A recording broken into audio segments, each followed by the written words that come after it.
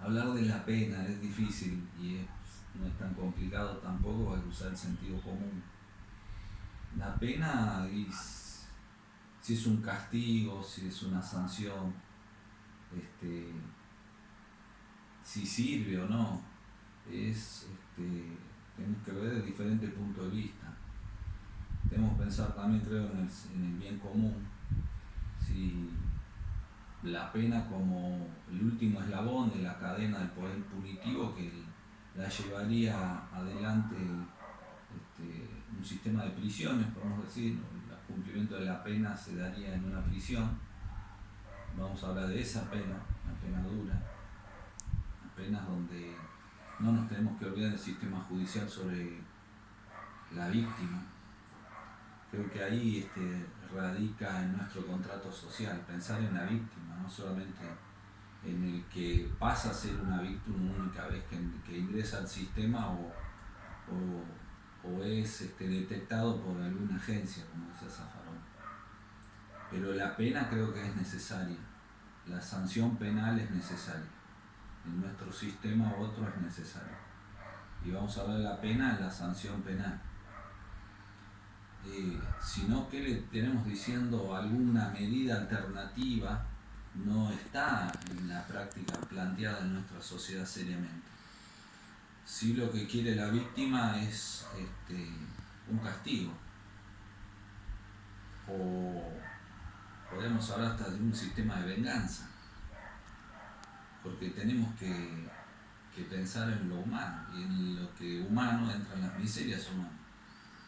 Por eso creo que sí, la pena es necesaria en nuestro sistema, y es necesaria porque simplemente tampoco tenemos otra cosa. Las mediaciones, los sistemas adversariales que dan una resolución judicial, siempre está plasmada la idea del castigo. El castigo no el castigo físico, corporal, sí, el castigo físico desde un punto de vista de la privación de la libertad. Pero creo que la sanción penal es necesaria. Las cárceles son necesarias en nuestro contrato social.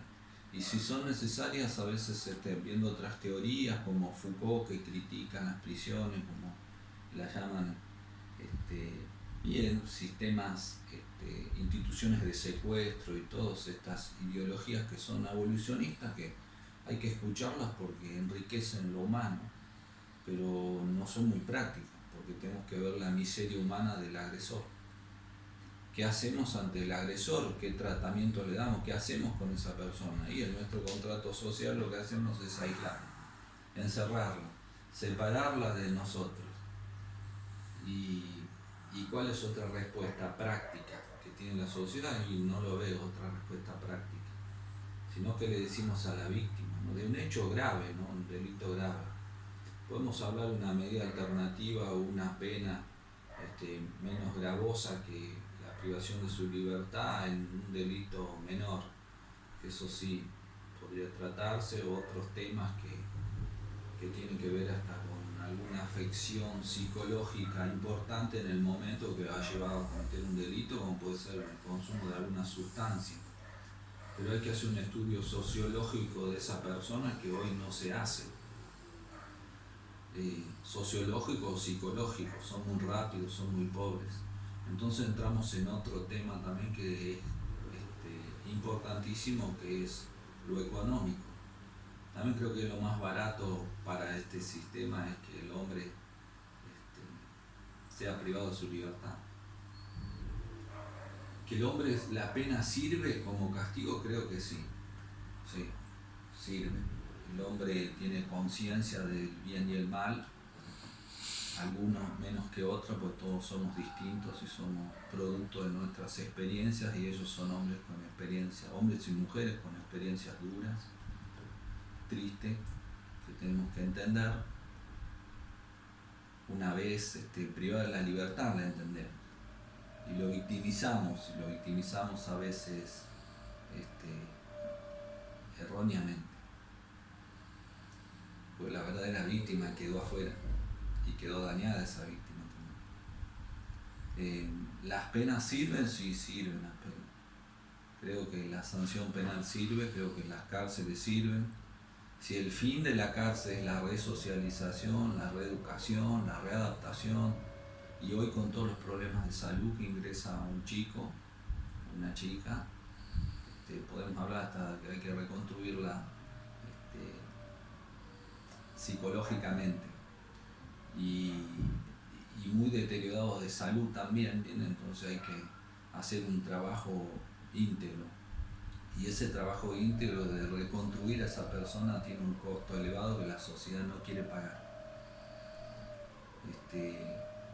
Sí, únicamente lo puede plasmar en sus discursos garantistas, que hablamos de los derechos humanos, pero hasta cierto punto, y termina la discusión de los derechos humanos cuando hay que pagar algo para ese hijo, porque tenga un costo, como atención psicológica, que por supuesto la tiene un profesional y hay que abonar los honores de ese profesional, pero no estamos seguramente dispuestos a hacerlos en gran escala.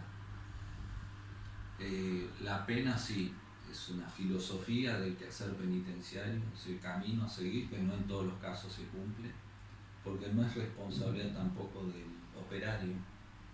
Creo que el cambio lo tiene que buscar la misma persona, el mismo ofensor a la sociedad, o el mismo reo, o el mismo privado de su libertad. Él tiene que querer buscar el cambio, y ese cambio se encuentra en su corazón.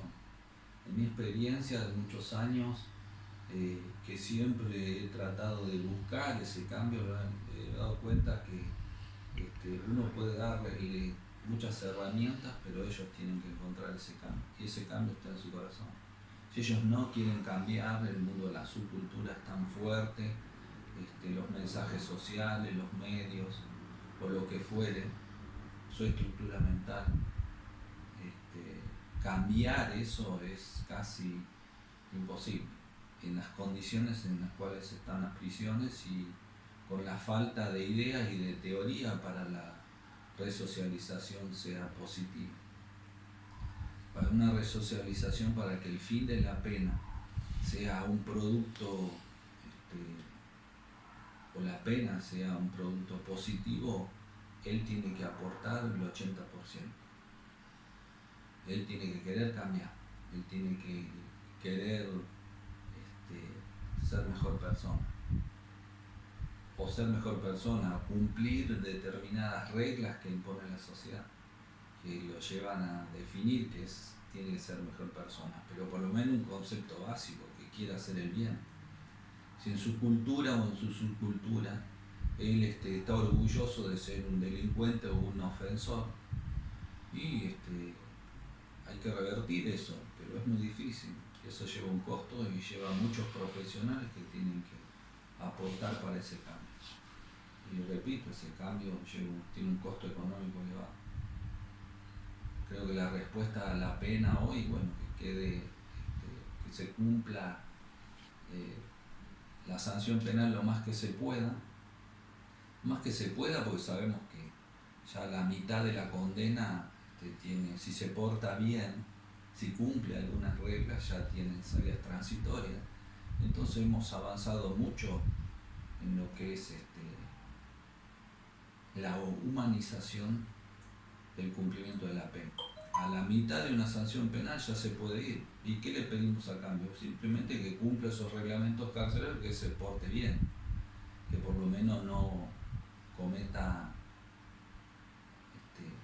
otro acto de violencia dentro de la cárcel, que quiera